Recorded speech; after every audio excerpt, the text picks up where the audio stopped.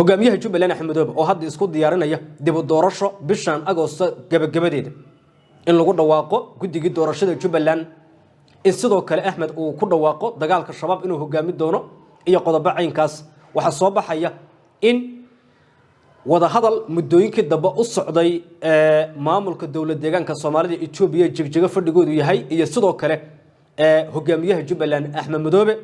inuu la wareegayo ciidankii liyu booliis sida ugu badan oo la soo wareegay inta hadda dhiman ay iska xaadiri doonaan magaalada Kismaayo Jubbaland sababtu maxay tahay dhinacyo ku sugan magaalada Kismaayo oo suldaanka TV la hadlay oo warbixintan u xaqiijiyay waxay noo sheegeen ciidan ka badan oo ka yimid dawlad deegaanka Soomaalida Itoobiya labadii bilood ee la soo dhaafay inay joogan Kismaayo qaarkoodna ay ka qayb galeen dagaalada al-shabaab sida dagaalkii Buule Xaaji Harboole iyo Miido lagu jibiyay argagixisad haddaba laba ujeedo waaweyn ayuu ka leeyahay Axmed Madoobe sida warbixintu nagu soo gaartay mid inuu sameesto ciidamo awood leh oo daraawiishta Jubbaland la yiraahdo oo 5,000 oo ciidan ka badan 10,000 ilaa 5,000 u dhaxeeya muddo hal sano gudahood inuu sameeyo Axmed Madoobe ciidankaas inay noqdaan kuwa ka amar qaadanaya Axmed oo kaliya iyo cidoo u xushay in ciidankaas ay maamusho ciidankaas saddex dhinac in lagu la dagaalamo ayuu qorshuhu yahay koow Axmed dhowr iyo 10 sano la soo dhaafay Jubbaland wuxuu ku tiirsanaa abow dabada kula jiray dawladda Kenya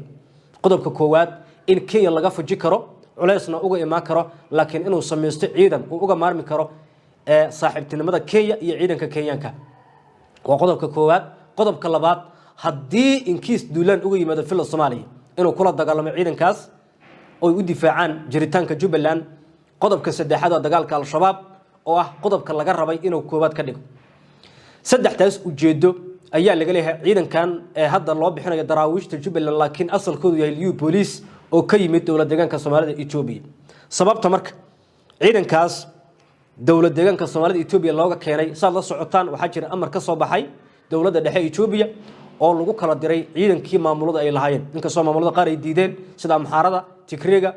ay markaas ku gacan saareen dalabkaas laakiin maamulka Soomaalidu waxay ahaayeen maamulada u hoggaansamay amarka ka yimid Addis Ababa Mustafa Maxamed Umar Cagjar hogaamiyaha dawlad deegaanka Soomaalida Itoobiya maamula ayaa u hoggaansamay waxaana la kala diray guud ahaan ciidankii liyu booliis amarka soo baxana waxa in lagu biiriyo ciidanka militariga Itoobiya laakiin way diideen waxna door bideen inay aadaan dadkooda iyo sidoo kale Soomaaliya inay soo galaan arintaas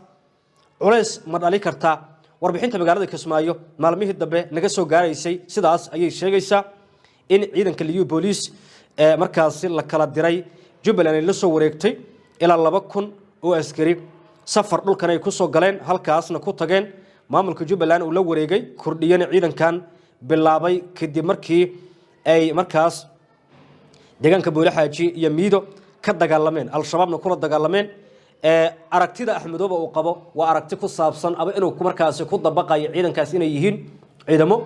Jubbaland u diiwaan gashan hadda kadib mushaarkooda ay bixi doonto garab ay sii doonaan ciidanka Jubbaland daraawiishta si looga maarmo ciidanka dawladda Soomaaliya Axmed Madoobe madaxweynaha Jubbaland ayaa la soo warinayaa inuu diyaarinayo diiradana saarayo cutubyo cusub oo ciidamo liyu booliisa kuwaas oo dhawaan la geey doono goobaha jiida hore ee dagaalka ee Jubbaland ciidanka dawladda Soomaaliya inay guud ahaanba meesha ka saarto ayuu qorshaheedu yahay oo ay markaas ka soo baxaan guud ahaanba furmaha Jubbaland Axmed dhinac kasta inuu kala dagaalamo ayuu doonayaa sida warbixintu sheegayso ajandahaasna waxa loo arkaa mid culayskiisa leh oo aan la yaraysan karin aba la dhayalsan karin waxay ku soo kordhay daawadayaal dib aan ka faahfaahin doonaa oo wararkeena dambe ku eegi doonaa haddii alla qadaro dhinaca kale markii aynu eegno Xasan Sheekh Maxamuud wuxuu ku guul dareystay madaxweynaha Soomaaliya inuu isku keeno madasha wada tashiga qaran waa madasha wada tashiga qaran gaaran afartii hadda gacanta ku hayay inuu isku keeno ayuu ku guul dareystay leh wuxuu doonayaa inuu ka taqaluso waxba loogu yeero golaha wada tashiga qaranka golaha wada tashiga qaran waa sax oo ma ahan dastuuri sharcina ma ahan laakiin kale masaaliix iyo heshiis ayaa lagu yahay oo waxay hadda go'aamiyeen arrimaha doorashada golahan waxay soo bilowdeen xilligii farmaajo ka hor way jireen laakiin magacan waxa la bixiyay xilligii farmaajo labada kun 17 markii farmaajo guuleystana kaalin ayay ku lahayn doorashadaas oo si weyn ayay ugu dhaxmilnaayeen inkastoo la dhihi karo xilligii xasan sheekh madaxweynkiisii hore ayay soo bilowdeen awoodda maamulada yani inay awood yeeshaan masiirka waliba markaas ayay ugu awood badnaayeen markaas madaxweynaha ayaa inta la wada imaaraadka la gaashir lagu dul qabsan jiray cabdiweli gaasa ku jiray shariif sakiina ku jiray axmed ooba ku jiray cabdikariin guuleeda ku jiray cusubla xilligaas ku jiray oo inkastoo cusubla gadaal uga soo beero doorashadii lagu jaangooyay laakiin ragga markii hore awood la waxay ahayn cabdiweli maxamed cali gaas oo xilliga xasan sheekh ka hadlaya shariif sakiin shariif xasan sheekhadan oo koonfur galbeed joogay iyo axmed ooba jubbaland joogay xilligaas marka magacan ma jirin madasha wada tashiga qaranka ee Soomaaliya ee NCC loo soo gaabiyo laakiin waxa jiray in hogaamiyaashu ay masiirka ummadda ay jaangooy jireen xilligaas markii xasan sheekh laga guuleystay 2017 waxa xilka la wareegay farmaajo dani ayaa ku soo beeray lafta garana wuxuu ka yimid koonfur galbeed qoorqoorna wuxuu ka yimid Jubbaland Ali Guudlaawna wuxuu ka yimid Hirshabelle magacaas marka in masiirka ummadda ay jaangooyaan haday tahay doorashada haday tahay amniga qaranka hadii ay tahay wax ka bedelka dastuur intaas ba hadda masiirka qodobada ugu waaweyn dawladdu ay leedahay dhexe waxa hadda lagu jaangooyaa shirka madasha arintaas marka xasan sheekh ma diidanay markii hore laakiin hadda uu diidaa leeyahay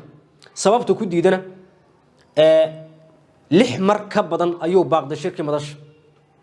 bishii hore July ka soo bilow bishan Agoosto 2 mar la iclaamiyay in marna Muqdisho la isugu tago marna Kismaayo la isugu tago July 4 mar ayuu baaqday in la isku dayo in la qabto shirkaas walina hadda ma cad xilliga la qabanayo iyo inuu dhacayo in kalaba yaa diidan marka dadka diidan maamulada oo dhan may marka laga soo tago hogaamiyaha Jubbaland Axmed Oobe lafta gareen qudhiisa waxa leeyahay goosdabeedka ayuu ka qoslayaa shuruudna wuxuu uga dhigayaa Axmed ma yimid marka la yiraahdo shirka ka soo qayb gal ee Muqdisho imaw su'aashiisa koobaad Axmed ma yimid weeyaan Axmed Oobe ma imaaday Muqdisho yani waxay ka dhigan tahay inay isku xiran yihiin isla shaqaynayaan ajandahooduna uu yahay inay shirkaas ka agajiidaan si uu soo qabsoon waxa dhacay marka dhowr kulan oo arintaas looga hadlay ileen doorasho la galaya dastuurkii wali waa qabyo doodiisa way taagan tahay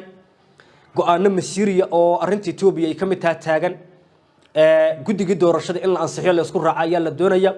waxa markaas taagan arrimaha siyaasadda qoorta isku la jira hadda isku cakiran lagama maarmo marka waxa dhacay marka kulan dhaxmaray xisbiga UPD kulankaas si gaar ayuu u dhacay waxana ka dambeeyay kulan kale oo dhaxmaray guddoonka baarlamaanka madaxweynaha iyo ra'iisul wasaaraha intaasoo kulan waxa looga hadlayay 3 qodob 1 see laga yeelayaa madasha 2 arrimaha doorashada 3 xisbiyada la xulanayo iyo dadka markaas doorashada ka qayb galaya iyo sida guddiga doorashada lagu meel maray karo